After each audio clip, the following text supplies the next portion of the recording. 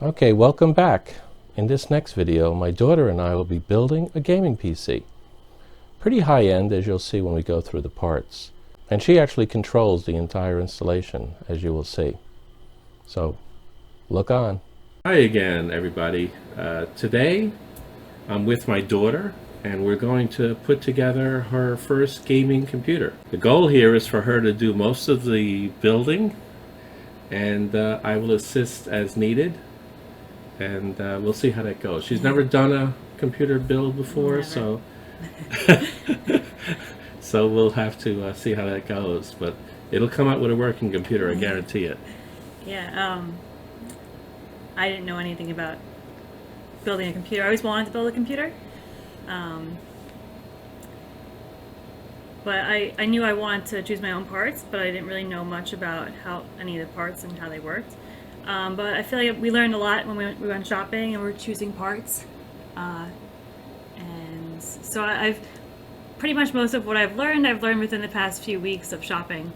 But I've always wanted, I mean, for a few years now, I've always wanted to build a computer. But You built a robot once. I built a robot once. Yeah, I remember. That was with a soldering iron. Yeah. And that's no trivial matter because soldering skills are not easy for newcomers. Yeah. Okay. Okay. I'll let you get started. So, just introduce the parts. Yes. So this is the power supply. I have a 600 watt power supply, and this one has the color. Sorry, what do you call the colors? It just has blue, unfortunately. It's only going to have so RGB blue. RGB has an RGB blue. Yeah. Colors. What about your case? Case, sure. Yeah. So this is the case that I chose. I bought this on Amazon. And as you saw in the previous video, I did a review of that. So I left it with all of the glass panels off for now. We'll put them back on later. Yeah.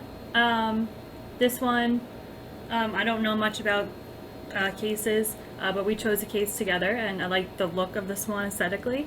I like the way the front looks. With the glass on it. With the glass on it as well. And as well as the cross-hatching, the way that works. It's got 4 RGB fans on it. Yep, 3 in the front, 1 back here. So it's going to have more than enough cooling. We're not going to have a lot of... There's not going to be any other hard drives in there other than the M2, as you will see. Yep. Okay. Okay, so we have our power supply. We have a 600 watt power supply, and it has the RGB blue lights in it. And this is the Jupiter power supply. We have our cooler. What is this one called? It's called the CPU. The CPU. Oh, the CPU cooler. Yeah. Okay. Yeah. There's one in the CPU box, but it's not very powerful. So this will make it so that we keep the thing really cool. Yep. Other than going to water cooling. And this is the heat sink For the solid state drive. Right, the solid state drive. So this is the heat sink for the solid state drive. How big is this? This is a 1 terabyte solid state drive. Okay. And then the key thing beside in the middle there, the little thing, what's that? My CPU. You can look at it. So my CPU, I have an i7 processor. 8700. 8700 Intel. When I was looking at computers on my own, I was looking at i7s, so this is kind of really something that I wanted, was an i7. You're not going to be able to, not just the CPU, but also the motherboard. Neither one of them will support overclocking, which is something she didn't really express any interest in playing with anyway. Yeah, I played some video games, but not at that level where I need to overclock anything. Okay. This is my motherboard. This is my tough Asus H370 Pro gaming motherboard. You've worked with these before, right? Yeah, it's in my main computer one similar to that. I got the next level above that. That even though I don't have a chip, I have the same exact processor, the 8700 in my main system. But my motherboard, if I were to ever upgrade it to one, the motherboard on mine, which is the Asus Prime 370, would allow for me to overclock it if I wanted to. This one does not. But this one has wireless, right? Yeah, That's the it other has- thing you liked on that one, right? It has wireless on it. And then I have my, sorry. that's your... Oh, this is the solid state drive. Right. So this is my RAM. What brand is this? It's V Color RAM. It was on sale, right? Yeah, it was but on it's a sale. good 16 gigabyte match set, so we'll be able to do dual channel, which is supported by this motherboard as well. Aesthetically, it's RGB as well. Right. And this one's like a color RGB. Multicolor RGB. And then finally, And finally, we have our graphics card. This is something that I think is probably the newest thing to me. It's like, I've always heard of graphics cards, but it's something I had to learn a lot about, and I'm still having to learn a lot about. This is the MSI. What is it? 6 gigabyte? it's got 6 gigabyte of video memory on it, but the important thing is this is the NVIDIA brand. So when we pull drivers out later, as we put this in, which is going to be we're going to put this in when? At what point to the process? So- you know what I said? After we already turned the computer on. And actually loaded Windows as well. So we're going to load Windows 10 first, make sure it all works, maybe even do a heat test at that point without the video card, and then we're going to put this in, download the drivers, and then maybe run some benchmarks on the video card itself. She doesn't have any super gaming needs right now, but this will give you the ability to expand to some pretty decent games. The 1660 Ti is a fairly powerful board. It's on the same scale as my 1070 that I have in my main computer. Now, I don't game much. I used to many years ago, but not lately. But the main thing I use my computer downstairs for is to do the rendering of these videos. So this particular one will actually be processed at some point by that computer. Yep. Anything else we have? I think that's about it, I right? think that's just about it. Okay. Everything else, the monitor, keyboard, everything I have. So what's the next step we have to do? So the first thing to do is work on the motherboard. Right. And Okay. we're going to get the CPU Right. in the motherboard. Okay. We're all set up for the motherboard assembly. Yes. So I'm going to put on this lovely bracelet so I don't get electrocuted or shocked. Well, you don't want to shock the components. Oh. It doesn't matter what happens to you, apparently. Yeah. It's only to protect the components. In particular, the processor chip and the M2 are the ones that are at the most risk not being on the motherboard. Once they're on the motherboard, we have some protections from static charge. Yeah, it's kind of a tricky thing. You gotta do one of these things here and something like that. Okay. That's it. You just leave it alone. User guide. Yeah, we may need that. So where to put stuff. A bunch of wires. That looks like your antenna for the wireless. It's a nice little antenna that looks like they set it up. We can worry about that later. Not sure if we're going to get to the setup of the wireless today or not, but we have it. More wires. These are the actual SATA data wires, right? We only need these if we're putting in a drive that's going to connect external to the motherboard. The only drive you have is this thing here, the M2. So because of that, this is not even going to be used. Nothing. No, but we can keep that out for now. Let's take the motherboard out of there. Just leave it inside the static-free bag for a minute, and we'll see what's underneath the motherboard. What's underneath the motherboard? This is. Do you remember what this was? I just know it's difficult. It's difficult to get here, in. right? You put it in the tower. This is called the I/O shield, and it matches up. Unfortunately, this is not one of the new, more expensive modern motherboards that has the I/O shield already built on it. In order to protect these connectors, they have the shield that goes on the case. So we're going to put that on the case. Before we put it in the case, we can just slide it in there for now. Protect it from what? From static? Well, it also helps direct the air in the right way.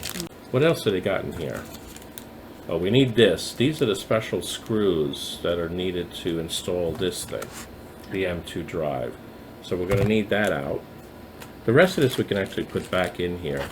We're not going to use the driver disc. I'm not going to have a disc, right? No, and this goes on your case if you want.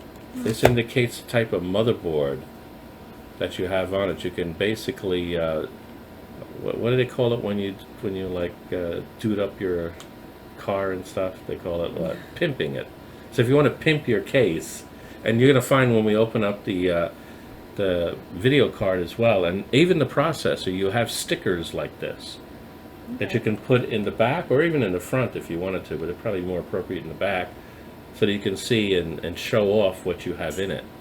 So we don't have to worry about that for now. This is just a certificate of reliability. Okay, we do a warranty on this. I think it's 3 years, so we're good on that. Let's put this all back. This is interesting. I have never seen one of these included. I've heard about them. I've seen them in other people's YouTubes. This is to assist you in installing the CPU chip onto the motherboard.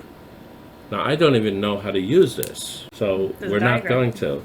We're not going to use it because you got to be careful enough without getting something else in the way as far as I'm concerned. We don't need it. We're not going to use it because it would just potentially cause problems for us. So we'll put all this stuff back in the box, and then what are we going to do with this box? So this box itself is static free. Free, right. So we're going to put the motherboard on there as we put it together. Is it open on one side? Yeah, it should be open, yeah. Should be jamming my fingers in there? Well, it's always best to try to catch the edges, or in this case, catch the shroud that's around the I/O shield.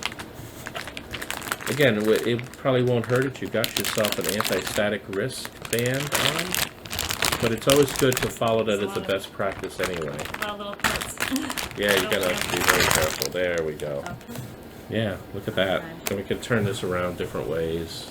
We want to install it because when we install the CPU, it'll go right over here. Okay. The CPU is right. Want to open up your CPU box? On this camera? Yeah, doesn't matter.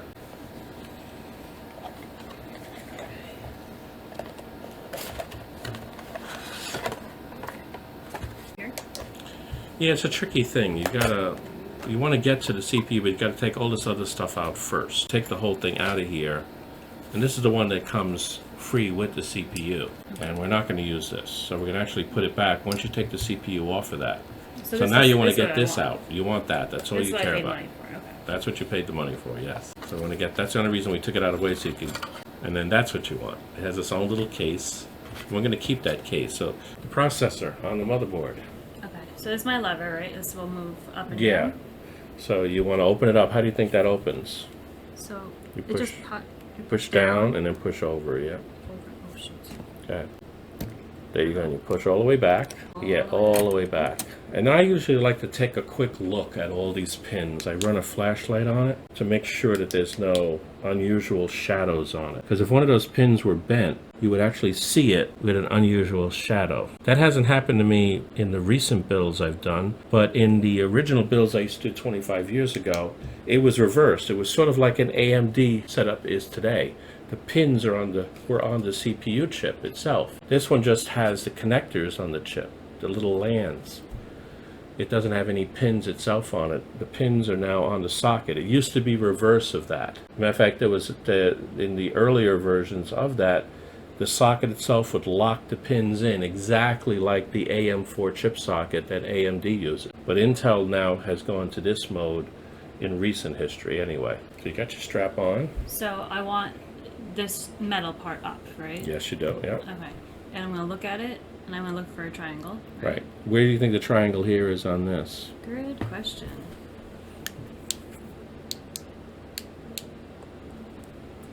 Triangle. I don't see a triangle. It's hard to see it on this motherboard, it actually is. But one thing you can see are these two little notches here.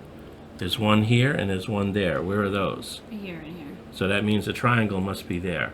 Okay. Which is usually where it's at. It's usually right here. Normally they indicate it a little more clearly. They probably indicate it on the socket after we take this off. So we have two notches here and here, and I want them to match up with which two Those notches? two notches up at the top here and there. Oh, up here. And if you notice the letters, right, if you hold it this way, you can read the letters. That matches the way the motherboard is generally lettered. Okay. Not entirely, but like the symbols that are on the motherboard that we have in different parts of it for this tough marketing symbol that they have on here. So this is the right way. So I can touch plastic. Yeah. I can't. Well, it doesn't really matter. Just don't touch the bottom. the connectors on the bottom. So the way to do that is to, when you open this up, you stick your nails in there and open that up. Don't drop anything on those pins. So I saw somebody online do that. They dropped CPU on the pins.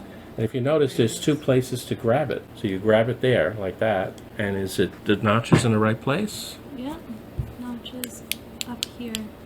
Yeah. And you just sort of just lie it on top. You don't move it around too much. That's it. And then you take your finger and sort of wiggle it a little bit. Make sure it doesn't move. So go side to side and up to down like this. Try that. Go up and down. Just barely move it. Seems pretty solid. That's it. It's solid. And then you close this. So I close this way. Like I'm afraid it's gonna slam onto the oil thing. Yeah, So it won't hurt it too much. let's close it. Ooh. Yeah, and then you push it down, and you've got to get this little screw head underneath this tab. Oh, it was underneath there? Okay. It didn't move it, did it? Did I break something? No, it did not. You did not. Did I break this? No, you did not. You come in here and you get that little tab underneath there, and then you close it again. And you want that little tab to go under the screw head. And you go all the way down. I got a lot of resistance. You get a lot of resistance, you do. Yep. Push it down underneath the thing. And then put it to the side a little bit, and then underneath there, and you're there. And now what has happened to this plastic piece? Should be loose, right? It's loose now. You take it out, and you're done. Okay. The CPU is now installed. Now, what do you do next? I put the RAM in. You could do that, but it would be easier at this point to put something else in first. And what I would put in is The hard drive? the hard drive, right? So you want to put in the solid There's state one drive, here, right? and there's one here. Okay. Now what we need, according to the manual, and I looked it up online earlier, but let me just double check this. Those two sockets are not the same. One is better than the other one. Wait, the gray one and the black one are different? No, it's not the socket here that we're doing. It's this thing here.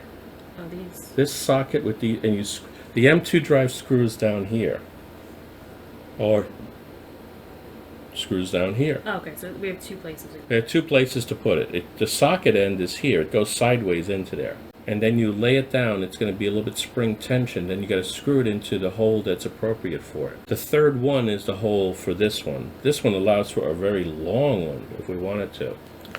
But I looked this up online, and there's two sockets for the M2. One of them says an M2 _1, and it supports three different size M2s. That's what this is when it says 2242, 2260, 2280. Those are three different sizes of M2.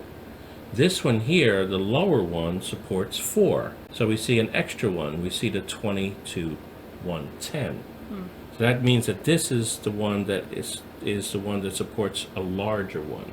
But it's more than that. Unfortunately, if you really look at this carefully and you understand how M2s work, and a lot of people out there don't, there's either X2 or X4. Only one of those is X4, which is what we want. Times 4, that's the higher speed one. So imagine that X4 as a multiplier. So which one has the X4 is better, and your particular solid state M2 drive is an X4. It actually says it in the specs somewhere in here. So what would happen if I had put my X4 into the X2? Then you're going to get half the speed. It can only go as fast as X2 in that slot, whereas this slot can go the full speed. And wait, they labeled it on here? There is labeled somewhere in here. It says _1 or _2 if you look very carefully here. M2 _1. You see it here easier. What does that say in terms of that? It says M.2 _ what? 1. Oh wait, here it is, down here. M2 _2. Yeah. And it's the M_2 a very fine point to keep in mind here, or else you could really hamper the performance. And it's one of those things that my other Asus motherboard, my X370 Prime that I have on my other computer, it doesn't have that limitation. Both of the slots on that one can go X4. This one doesn't have both. And it's unusual too, because if you think about it, it would make more sense, and some of the newer modern motherboards, especially for the AMD line, the one that's closer to the CPU is the faster one. But that's not the case here. The faster one is further away in this case, which is probably okay. One of the things that happens with the CPU is it generates a lot of heat. And if the heat gets to the M2, it slows it down. That's a fact of M2 technology.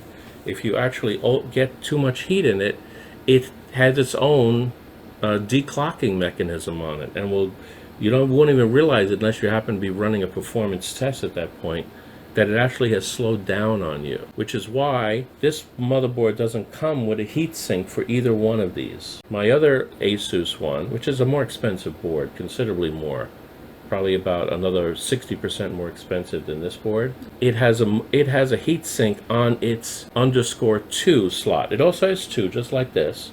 It has an M_1_2, but the _2 has on it a heatsink. This here is a heatsink for what we call the South Bridge chipset. But that is the thing that directs signals between the devices that are on the motherboard and the CPU. If you watch all these little lines it's not just decoration, all these little lines that you see underneath the black. So underneath there's a chip, a big chip. That's part of the motherboard. It's actually a chip that's sold by Intel. Maybe not directly, but they design it, they create it, they have it manufactured. It's called a chipset for the motherboard. This is an Intel motherboard, which means it supports Intel microprocessors. Therefore, the chipset that you have to use is one that Intel provides. Actually, the name of the board, this one is called an H370. That is the chipset name. Okay. So mine is a Z370 downstairs. Having a Z letter in front of it is what tells you it can be overclocked for Intel. Okay, yeah. Whereas the H does not support overclocking. Okay. Okay. Someday, it's no big deal. If you ever wanted to overclock, you only have to change the processor and the motherboard. And they sell them in pairs. Okay. If you wanted to do that, and you could actually overclock it. You could even switch to AMD if you wanted to, because this case and all of these pieces we're putting on it would work on an AMD motherboard as well, and processor.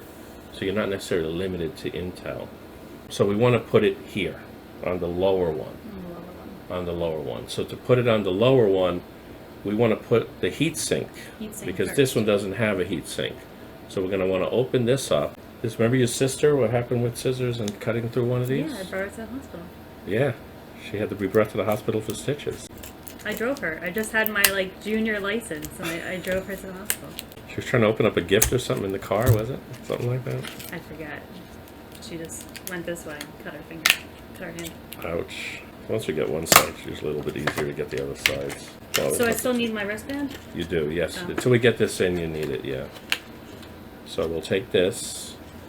Let's put it on top of the book for now. So that's anti-static. There you go. So I want to get the heatsink on first? Yeah, you want to get the heatsink on first, So because say there's a this lot over of there. intricate stuff here. Bought through Newegg. Actually, Amazon sells them as well, so it's not just a Newegg thing. It comes with a lot of stuff. It comes with the bottom piece. It comes. That's the same exact heatsink I put on my server build.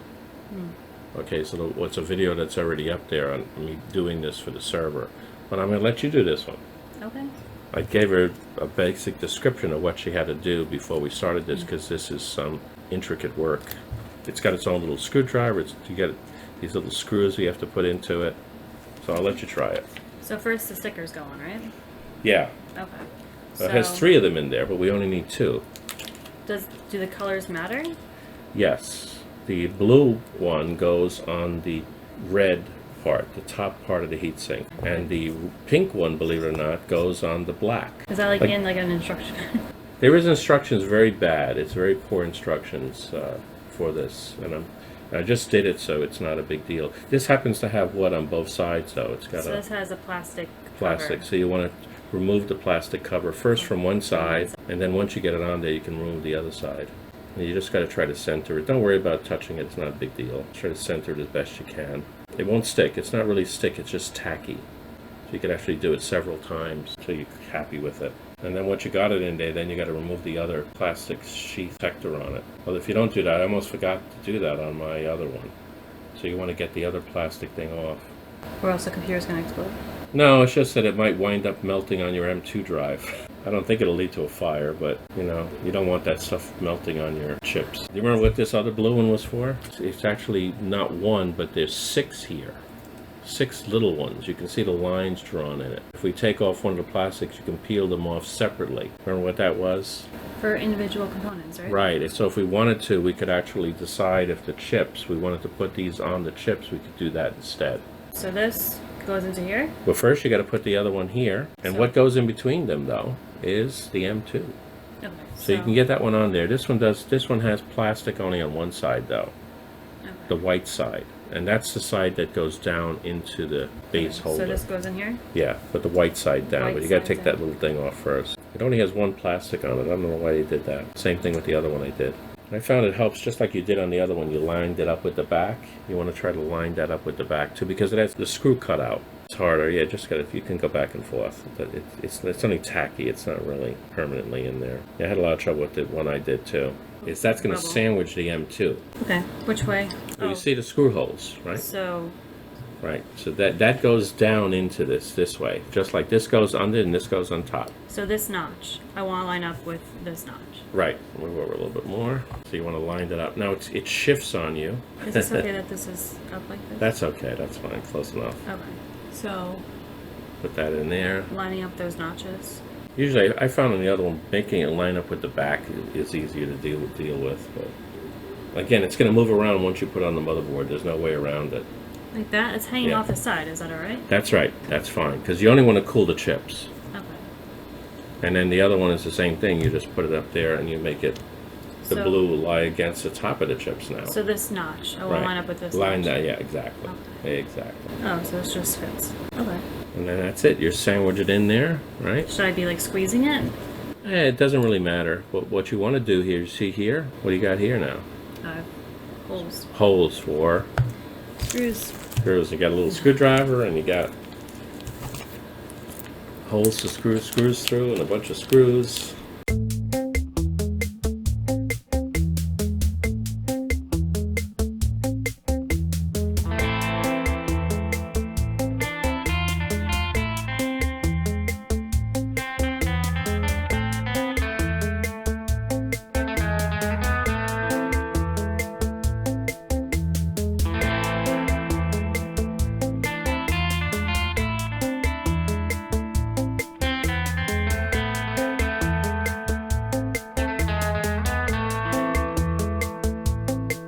Okay, so I want to put my heatsink on the motherboard? The whole package, which is the heatsink, and what's the important part of that? The M2 drive. M2 drive. Right, so let's get this motherboard over here again. So my M2 drive, I want to put it here. Right, now we need something else that I didn't give you yet. So before we even try to put that in, we got to open this up. This thing here is the bag with the little screws in it. So that little screwdriver will come in handy again. Where do we put that little screwdriver at? Yeah, we'll probably use that again, this little screwdriver to do these. So we take this out of here, get that little screwdriver out. But I believe it'll fit into that as well. It's a Phillips head, so we have to open that up and take, you want one of each, one screw and one standoff. Why they give you two? It's because you have the second M2 slot. But we're only going to use one for now. So which one do I want? Do I want the big one or the little ones? You want the this one here is the standoff. You want one standoff and one screw. One of each. When this is done, we're going to put that one, by the way, so we don't lose it, into the other slot as well. Okay. Okay, so wait, these screws came with the motherboard, right? Yes. Okay. The standoff and screw. Okay, so I want the stand, what is it, standoff? Standoff, yeah. In one of those holes. Do you know which one it is? I mean, if this is going to fit in this way, right, I would want to support the side, right? Got it. Perfect. Okay. So you want to put that standoff in there. So you screw that in first. So are you putting it into the... You know, it goes underneath, so you put it on before you put the drive in. I just wanted to visualize what it looked like. So how do I screw this in? Just twist it like a screw, yeah. We're not going to overly tighten this. There's no point for that. There's not a lot of vibration going in. As tight as you can do with your fingers. And then you can put the M2 drive in. So this is... I plug it into... the top thing there, yeah. Top and you got to tilt it a little bit to get it in there. Hold it back with your finger. So, because it's going to push out otherwise. And you want to get these lands here to disappear into the socket. They're not disappeared yet. So you want to take it and tilt it and push it like this until they're completely gone into it. Like that. Okay. That's more That's what you want. Than I thought. Right. And then you just let it flop down, and now you're going to somehow get that little screw in there. So there's a space here. Is that... There's a space underneath there. It allows for the air to get underneath there. Oh. This is a hard challenge. I get my face in this as well. I can do it. That doesn't matter. I got it down in This is one of the hardest challenges of doing the M2, is getting this little screw in. I have little hands. Doesn't bother me. Not too tight. You're good. You're solid. That's it. The M2 is in. So what was this? What, M3? What do you call that? They call it M2. M2. That's the form factor is what they call. It's the type of physical configuration for this drive. That's what the M2 means. So the actual drive itself is called a NVMe, a non-volatile memory extended, I believe. And it actually uses the same logic that these high-performance sockets use, like the one you're going to plug your video card in. Okay. So you just want to... What do you want to do in here? So I want to keep these in case I want to get another one of these. So instead of keeping my screws in a bag, I would just put it on my motherboard itself. Perfect. That way you don't lose it. As long as you stay that way, if you ever add one, you will have it. Should I screw it in? Yeah, screw it in, yeah. It's about the same tight, maybe a slightly less tightness than you used on the actual real drive there. Right, just get it in there snug. Again, this thing's not vibrating too much. You're not driving around in a Jeep with your computer running in it. Some people might, but I don't think you're doing that. Well, this does have to go to my new place. What's that? This computer does have to make it to my new place. Okay, well, that's right. So that's good. Now you won't lose that. At this point, the next two things we have to make a decision on. I think I mentioned this before. We want to get the heatsink on while it's still out, but we also got to get the memory on here. It's hard to tell right now whether or not the memory is going to be in the way. Okay. I think, at least for purposes, there's a bracket that has to go underneath the motherboard for this cooler to work. So for purposes of at least that, we should probably get the bracket on.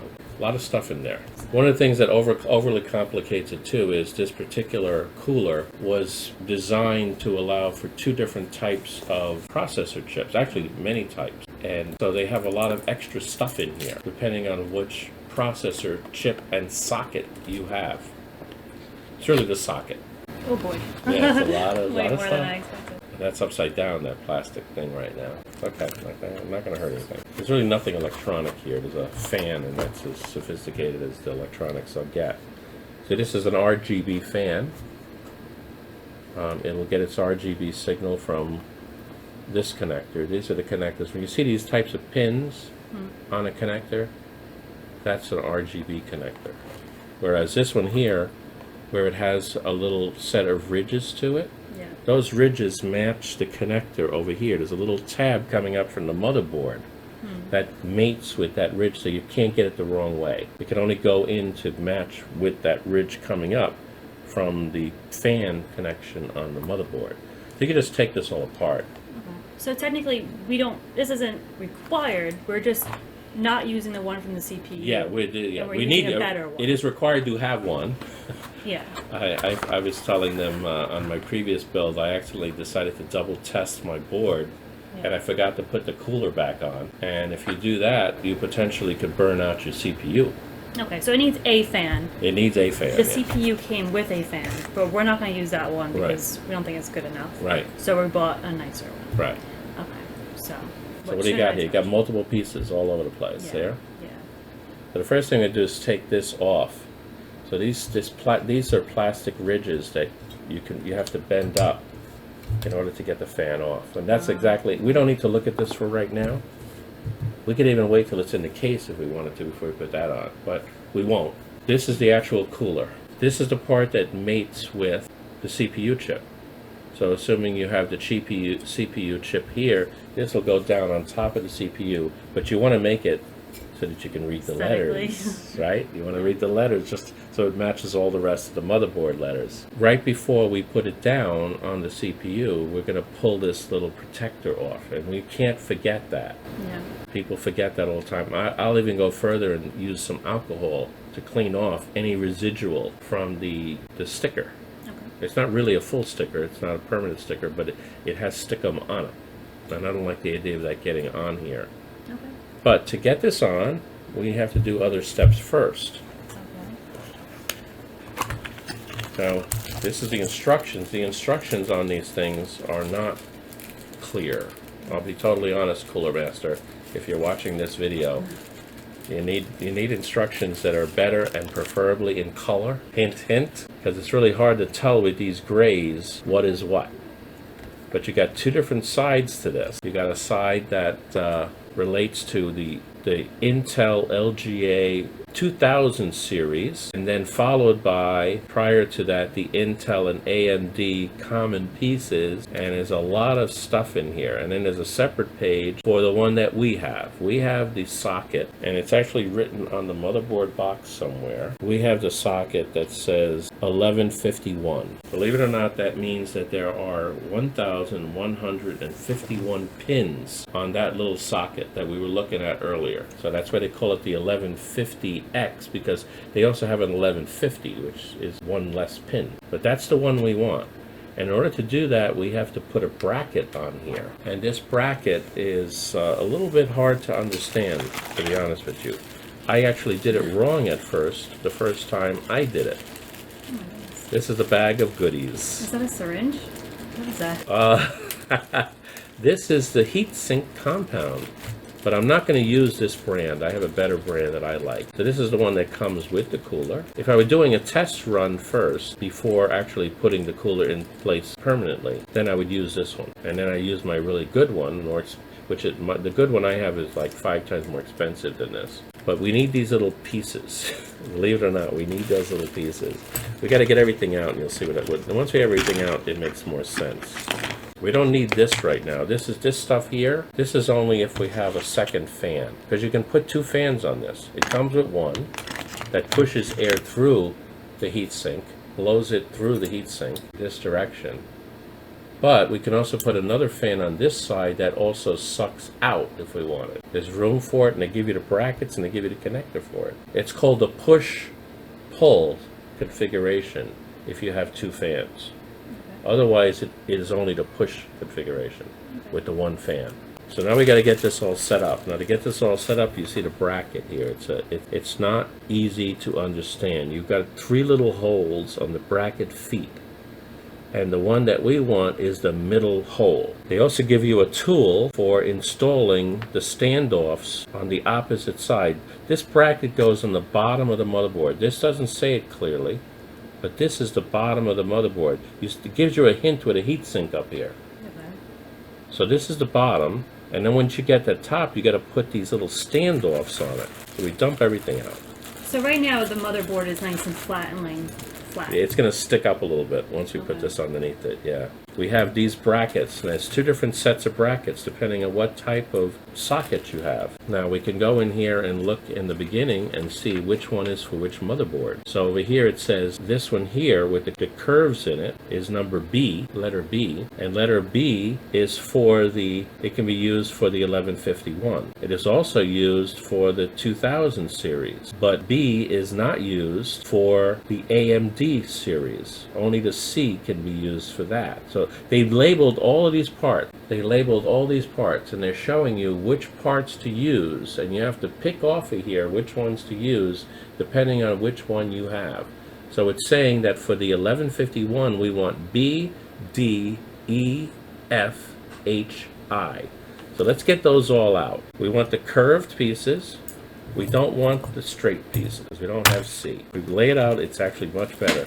This here is separate. This, they give you a RGB controller, a manual one with little buttons on it.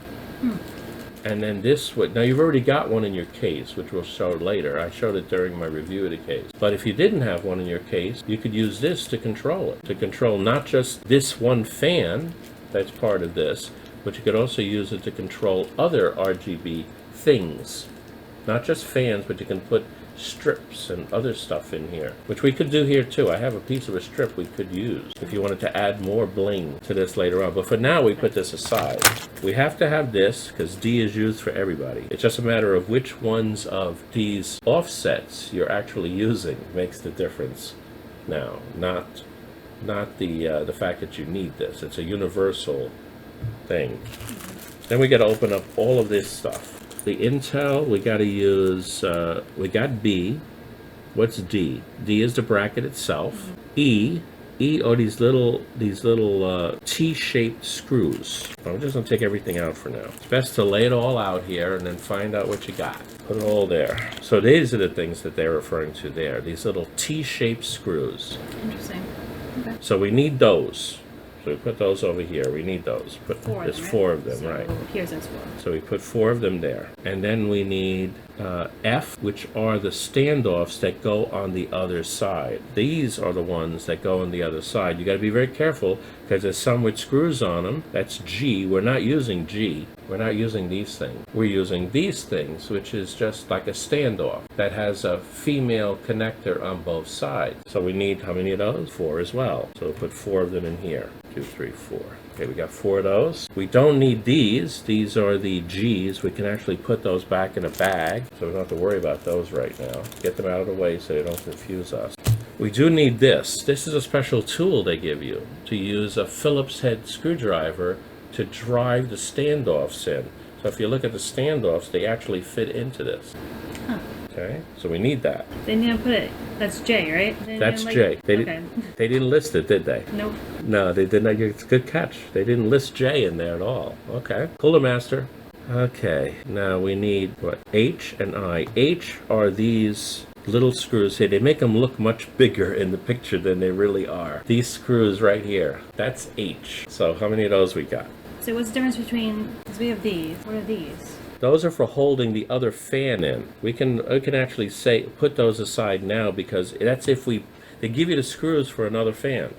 Oh, so those are fan screws. This is R. Right. Which again isn't listed in any of these. It's not listed because it's only if you put the second fan on. Okay. That's what holds the fan to these brackets that we're not using. So you put 2 of these brackets on the fan. These are the screws that hold these brackets to the fan. So we're not using that. We can actually put that away. We'll put them in their own plastic bag. And this we save. You never know. You might want to someday put another fan. Probably not, but you never know. More likely, we do another build and we need these screws for something else. These are nice, high quality metal. I like this stuff. It's got a nice rust-proof treatment on it. I think this almost looks like gunmetal. But that's the actual name that it's called. But we need 4 of these screws, right? 2? No, we only need 2 of them. This is H. We need 2. H. That's right. There's only 1 in each of these brackets. There's only 1 screw holding it. This screw is the whole. This will hold it to the heatsink. So we're gonna need 2 of those. And then we need these things. The plastic. There's 2 different sets of plastic. Oh, by the way, these rubber feet, they're also not listed because they're also for the fan. We'll put them in with the fan screws. So that's a little rubber insulator you put between the fan and the brackets for the fan. Okay, so we don't need that. We'll put that away entirely. And then we have to separate these guys. Which ones of these do we need? We got a total of 8 of these. There's 4 and 4. Right. So let's separate them. We need I, yeah. Let's see what I'm doing. Yeah. So these. Those are M. Those look like M to me. These are M. We use M? No, we don't. So M can go in with these other things that are for the AMD socket. So we can put that away, and we're done with that. And then the final thing we have out, so now that we have everything sorted, I know into excruciating detail here, but some people may try to install this and they run into a problem. Yeah. I mean, I could see it happening. I know I ran into a problem the first time I did it, and I've done coolers similar to this before, but it's not trivial. Clearly not trivial. Okay? So now we have to get the bracket underneath this thing. Oh, before we do that though, let's look at the instructions. The instructions tell us for the Intel which ones of the tabs we have to use. We are 1151, so notice which ones. They're using the smaller tabs. Actually, it makes sense because these plastic things only fit on the smaller ones. Okay. These are obviously for AMD, these bigger ones. So these go on here, but we got to get the orientation right. These are meant to hold on these special screws. And if you look very carefully at this, there's a little collar built into the holder. So they're meant to go in this way. And there's only one way it locks in, like that. And then what do you think this does? You push these on to lock it in. So it has a little thing that catches the top of the screw head too in here. There's a little collar to it that catches the top of the screw. So we put that in here and we push this in, and then these move around. In reality, they're going to move depending on which socket we have. There's 3 positions you'll see later on the receiving end of this. Okay, when we actually put the bracket on here. This guy has 3 positions to it for where this screw can go. It's right now in the middle position, if you look very carefully at it. It's not in the 2 end positions. Yeah. It's hard to tell, but it's in the middle position. That is what we want, according to this little diagram, for the socket you have. That's the one you want, that middle one, for the 1150X. So we put all 4 of those in there the same way. Oh, I see. Okay. Yeah, and this thing, you put all 4 of them on here. You want to do that? I put all 4, I'm sorry. Of those screws, those funny shaped T-screws, and the plastic on the opposite side. Okay. We got one on already. Okay. You can see how it's done. Right. So on this side. Just drop it? Yeah, just drop it and wiggle it until it locks in. If you notice, it's only one way it locks in. Oh, I see. So it's not a square, it's actually a rectangle. It's a rectangle, yeah. And you push that in like that. That's it. This is actually much easier than the older Cooler Master one I have. The Cooler Master, the non-RGB, the non-black one that they have. Once you get the right pieces and you understand the right orientation of the pieces. That's what I messed up before on my server.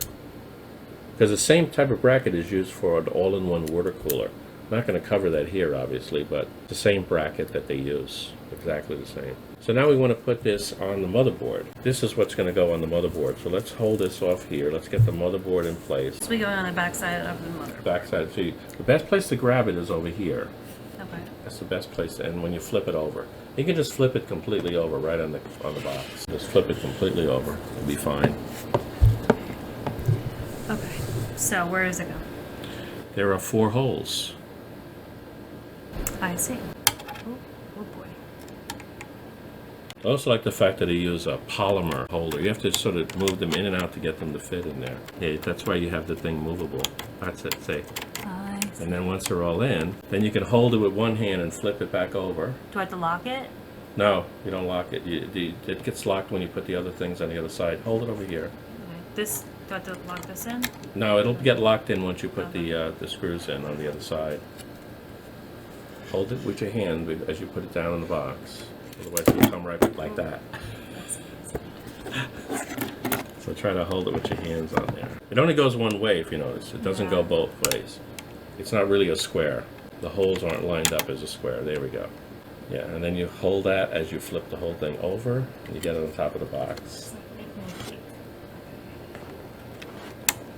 You could grab the screws here too and hold it like that until you light it down. Perfect. Now we're going to need a Phillips screwdriver that is big enough to match this tool, right? This is the tool we're going to use. Let's see if this one works. Yeah, that was perfect. So then you got to put the stand off. Let me zoom in a little bit. So I have a Phillips head screwdriver and this will be used to tighten them. For now, you just finger tighten them.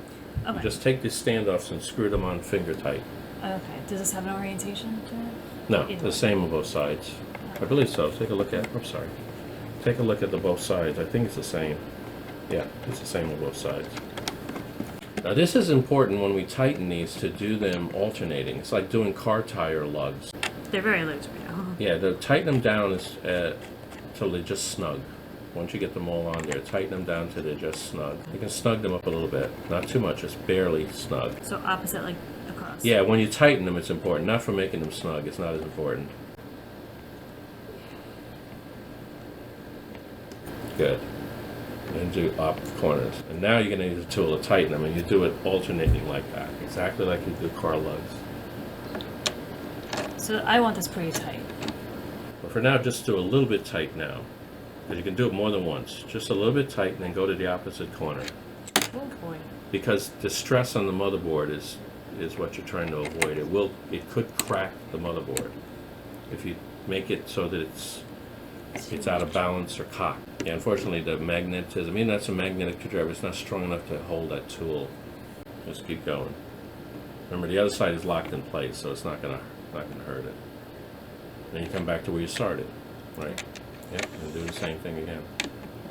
Make it a little bit tighter this time. Just go a little bit at a time, and that keeps the thing from bending, warping your board by doing it this way. I usually do this on a test bench, but I don't want to bring the test bench out for this. How tight do we want this? Tight? You want to feel them bottom out. You want to feel them bottom out. You really do. You'll know when it's bottoming out. Because you want to support the entire That's got to fan. support a heavy thing, yes.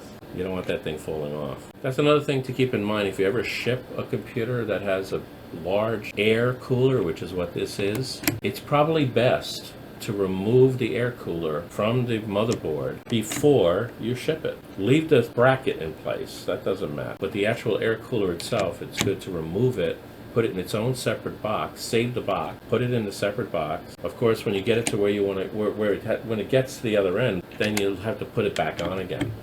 If I ever get to the point where I can do my giveaway, when I get 1,000 subscribers, hint, hint, then I will probably wind up doing that if I'm using an air cooler. But I haven't decided yet whether I'll be an air cooler or I'll be using an all-in-one cooler.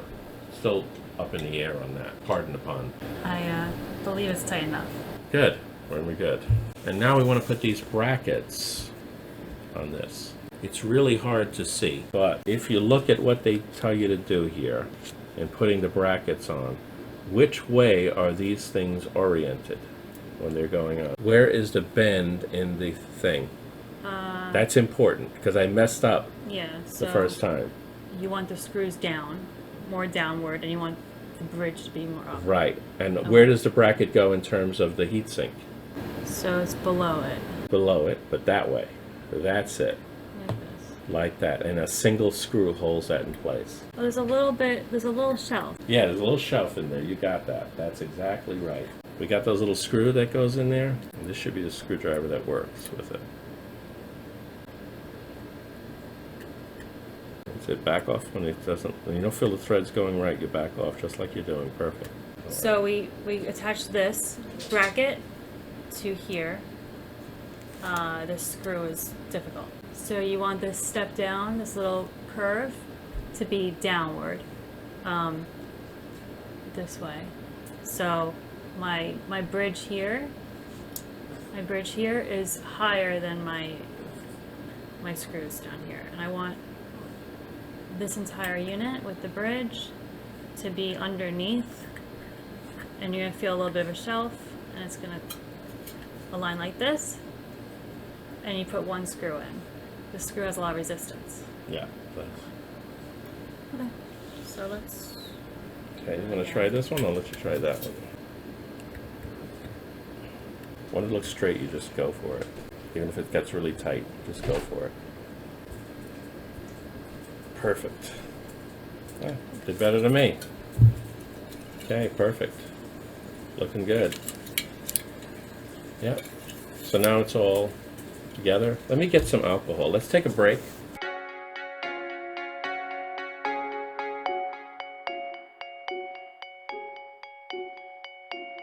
Well, thanks for watching this first part of the build of the gaming PC with my daughter.